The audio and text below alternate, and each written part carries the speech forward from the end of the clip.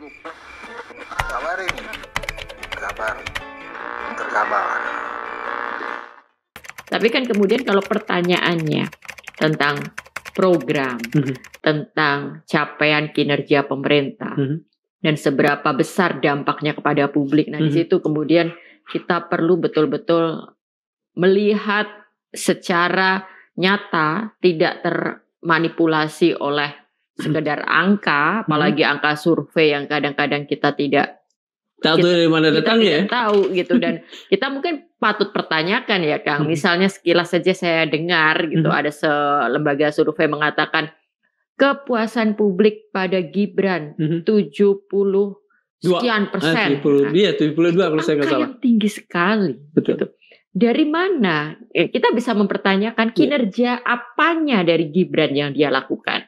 Kalau kita mengatakan misalnya kinerja Gibran melakukan MBG misalnya, kan bukan Gibran juga yang melakukan MBG itu. Betul. Atau kinerja Gibran dilihat dari pidato-pidatonya misalnya, kan dia juga nggak pernah pidato. Mungkin dari bagi-bagi susu. Nah, jadi dari bagi-bagi susu lalu kemudian 71% orang menyatakan puas. Nah, di situ aja kita kan bisa ada ironi, ada ketidaksinkronan, ada ketidaklogisan, dan ada pengkhianatan terhadap nurani dan akal sehat kita kan dari situ saja gitu. Nah,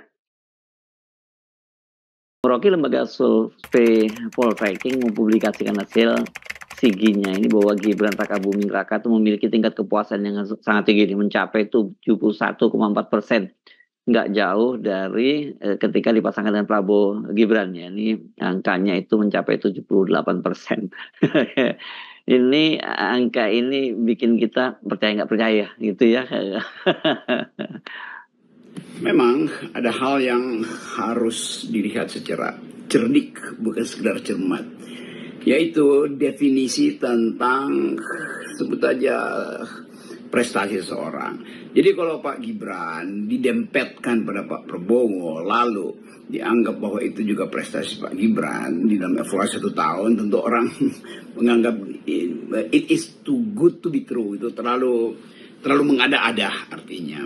Dan kita mulai membaca bagaimana sebetulnya sejumlah lembaga survei dengan mudah kita tebak sudah digaji untuk merawat eksistensi politik Pak Wapres Gibran. Tentu dengan asumsi bahwa beliau harus terus-menerus ada di dalam positif perception.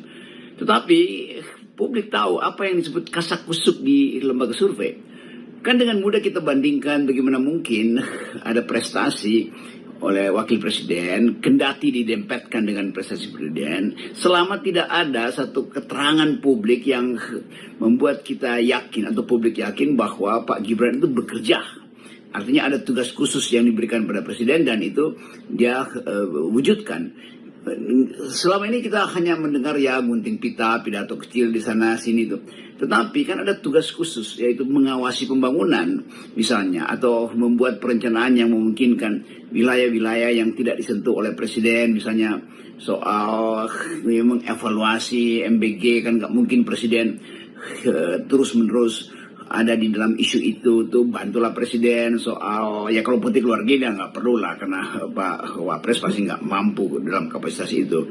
Hal-hal yang bersifat sosial aja, tidak terlihat. Apa kita pernah mendengar ada semacam koordinasi, rapat koordinasi yang dipimpin wakil presiden pada menteri-menteri teknis atau pada wakil-wakil menteri bidang industri kreatif misalnya, koperasi segala macam tuh. Jadi kita mulai mencurigai bahwa lembaga survei ini memang digaji untuk memelihara elektabilitas Mas Gibran, Mas Wapres ini. Dan kita mulai menduga bahwa memang ada operasi besar untuk merawat elektabilitas. Sebut aja elektabilitas, karena tentu Pak Wapres, Pak Gibran punya misi atau bahkan ambisi untuk jadi presiden di kemudian hari. Mana jalannya pemerintahan selama ini, para menteri, bagaimana kinerjanya, dan seterusnya. Bagi publik juga tentu untuk menyampaikan aspirasi penilaiannya, bagian dari demokrasi, dan bagi partai politik juga menjadi instrumen yang penting. Nah, pertama tentu kita akan memulai mengevaluasi kinerja pemerintahan Prabowo Gibran, itu secara umum, kemudian juga masing-masing presiden wapres, tadi sudah disampaikan. Temuannya adalah sebagai berikut. Pertama, sebelum tingkat kepuasan adalah tingkat kepercayaan. Ini tingkat kepercayaan kepada pemberian Prabowo Gibran relatif cukup tinggi di angka 81,5%, sementara yang tidak percaya hanya 15,6%. Jadi ini ada gabungan antara sangat percaya dengan cukup percaya, jadi total 81,5%. Tingkat kepercayaan di atas 80% terhadap pemerintahan. Lalu yang kedua, kepuasan. Pertama kita membelanya, menanyakan kepada publik kepuasan kepada Presiden secara personal, bagaimana penilaian terhadap kinerja Presiden tentunya Prabowo Subianto sebagai Presiden, itu gabungan sangat puas dan cukup puas adalah sebesar 78,3%. Jadi saya ulangi, tingkat kepuasan kepada Prabowo sebagai Presiden adalah 78,3%, angka yang relatif terbilang tinggi karena di atas 70%, angka psikologisnya tinggi itu biasanya kita mengelompokkan di atas 70%, bahkan ini mendekati angka 80%. Sementara yang menilai, mempersepsikan bahwa kurang puas, tidak puas sekitar 19,2%. Lalu kita dalami apa alasan bagi dari 78,3% tadi, mereka yang menyatakan puas itu ada beberapa 5 ya. Yang tertinggi adalah alasannya figur Prabowo Subianto sebagai Presiden adalah kepemimpinan yang tegas, berani dan bertanggung jawab sebesar 22,9% responden yang menilai demikian. Kemudian bantuan sosial bermanfaat 13,4%. Kemudian yang menilai karena alasan dekat dengan rakyat dan membela kepentingan rakyat kecil sebesar 11,4% responden. Kemudian penegakan hukum dan korupsi lebih baik itu sebesar 9,2%, dan 5 besar selanjutnya yaitu program makan bergizi gratis sebesar 8,5%.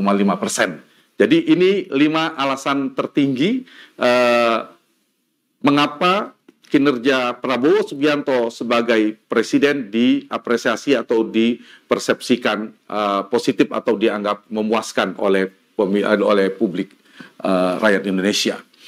Nah, sekarang kita masuk pada tingkat kepuasan kepada kinerja Wakil Presiden Pak Gibran sebesar 71,4%, gabungan antara sangat puas dan cukup puas, yaitu 71,4%